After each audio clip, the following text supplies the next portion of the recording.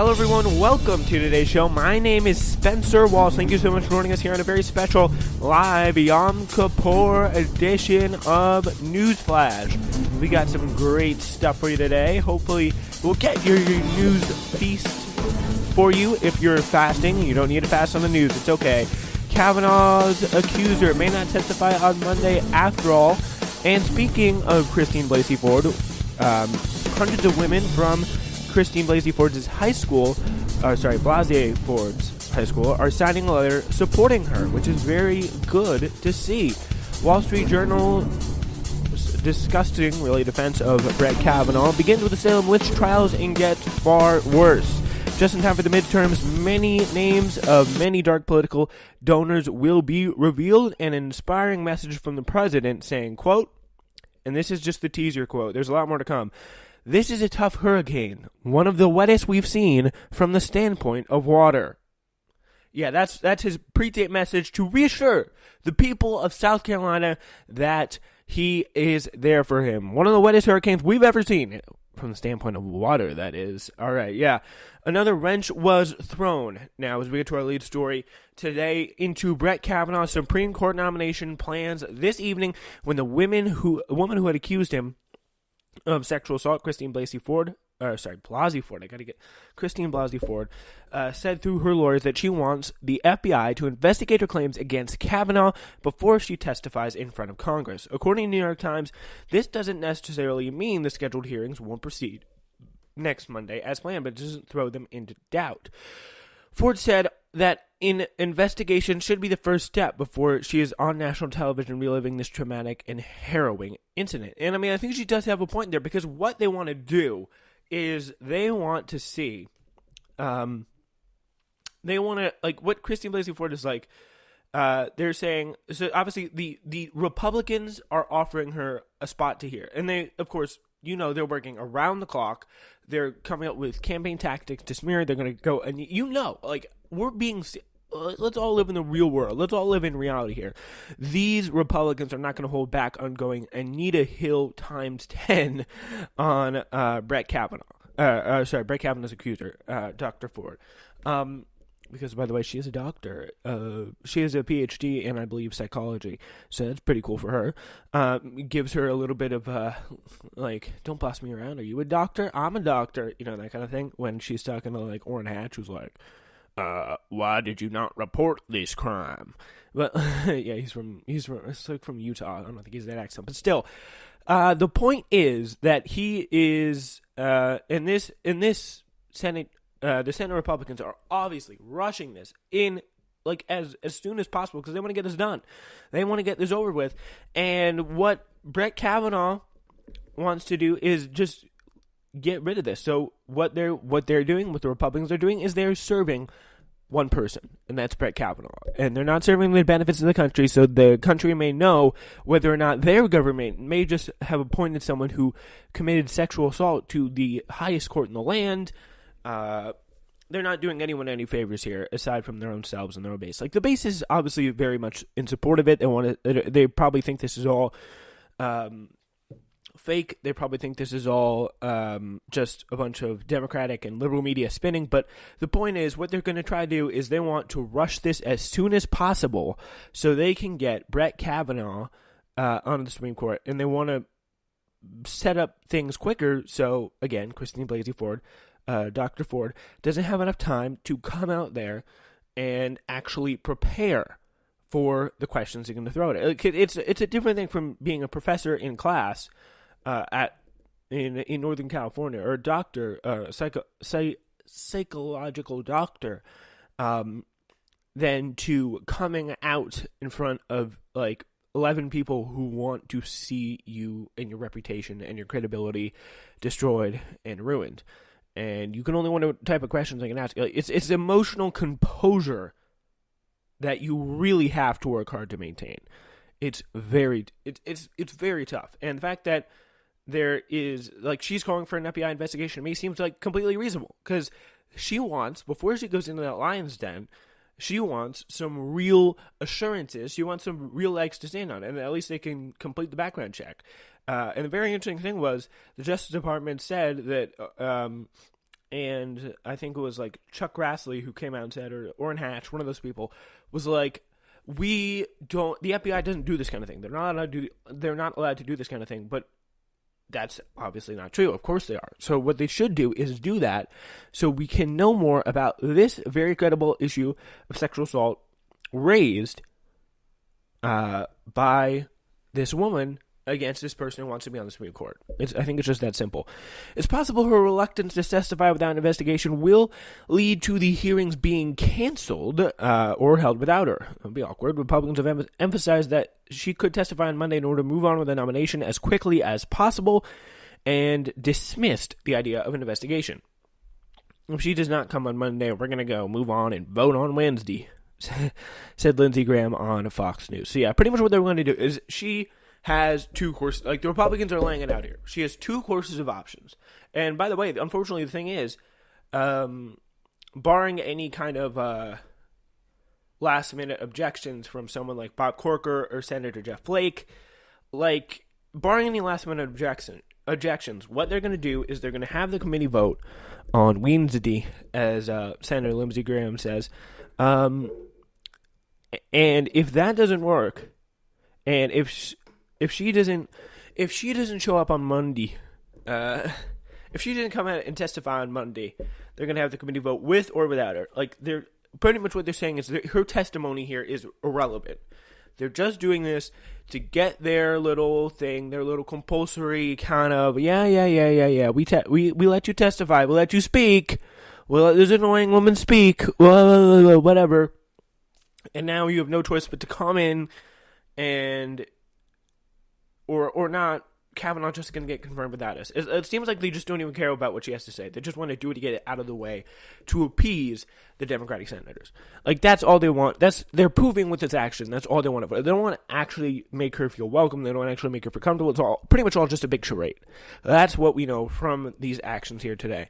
I mean, I really don't think there's any other way to describe it there, because it's just like, why would you want to wait? Why would you not want to do an FBI investigation if you really care?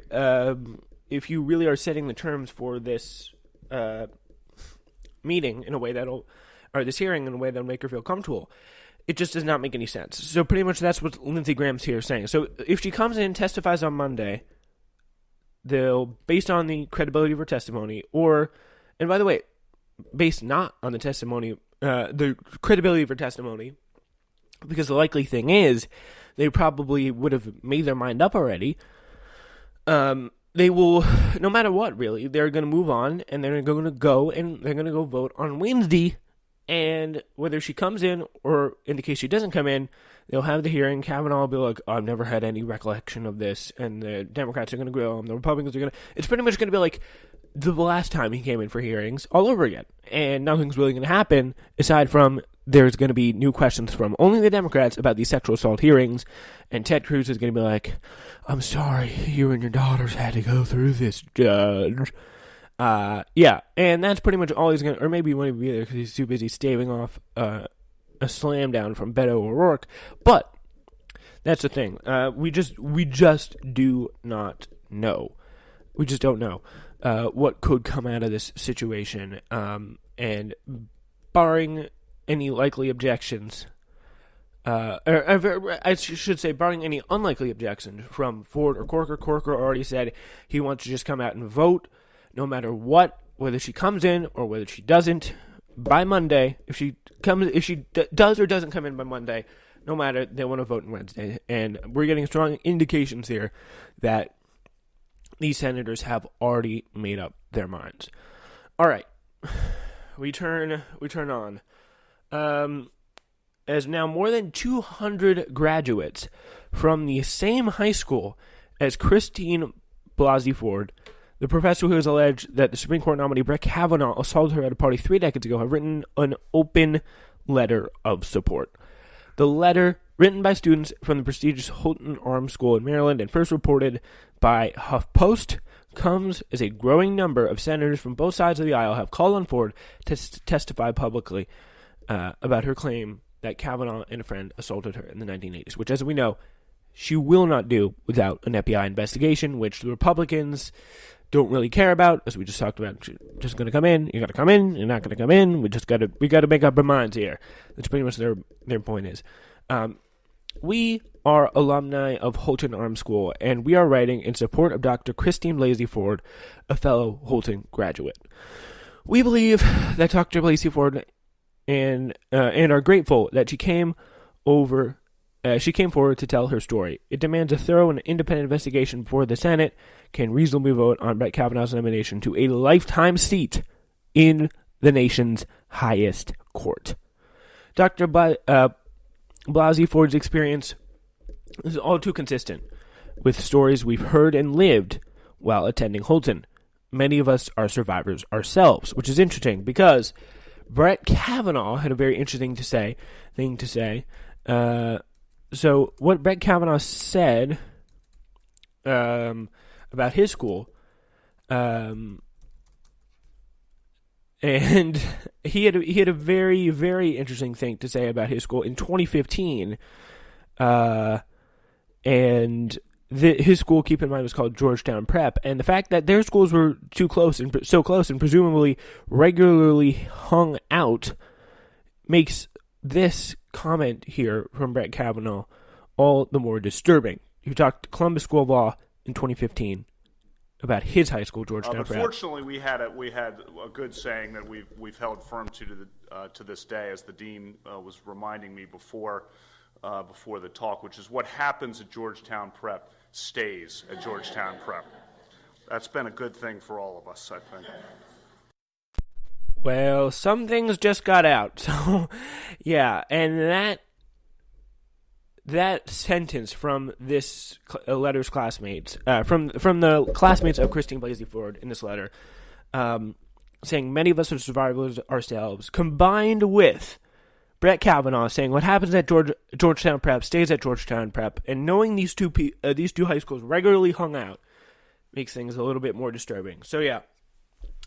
Holton's motto teaches us to find a way, or make one. We dream of making a world where women are free from harassment, assault, and sexual violence. The letter continues, we hold deep gratitude to Dr. Blasey Ford for bravely stepping forward and bringing us closer to the world we all seek.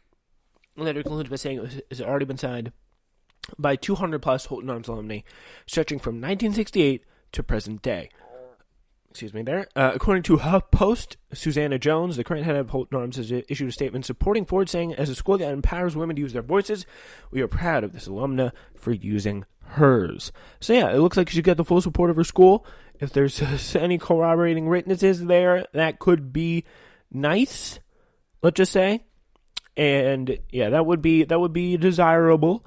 But previously, Republicans had circulated a letter saying that 65 women...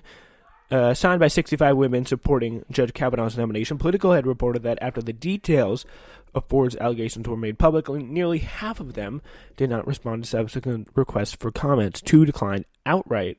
So those 65 women, holding back on that a little bit, because maybe there's some parts of the character that they didn't know about. I think we referenced that on the show yesterday, about how we all know... that there could be a little bit more to the story. Like, people are beginning to find out there could be a little bit more to the story than just Kavanaugh being a great, quote, carpool dad. So we now know about that, and some of these incredible things that we did. Conservative activists today are describing as, quote unquote, rough horseplay. So yeah, that's great. Yeah, but speaking of conservatives, the Wall Street Journal op-ed published Tuesday made the push-pull defense we've seen among Brett Kavanaugh's defenders disgustingly explicit, Spooner writes, arguing both that this could be a vast liberal conspiracy designed to take down the Trump Supreme Court nominee, and that even if Kavanaugh did what he's accused of doing more than 3 decades ago, it still doesn't matter. It's okay. Can't have your cake and eat it too. It's a vast liberal conspiracy, or it just doesn't matter, and it was just rough horseplay. Like, please make up your mind. It's just better for everyone. Like, we all know what you really think. Actually, we don't, because both of those are equally likely that he believes them, and also equally stupid. But still, we will find out eventually. So the column was written by Lance Morrow, a conservative think tank guy, and former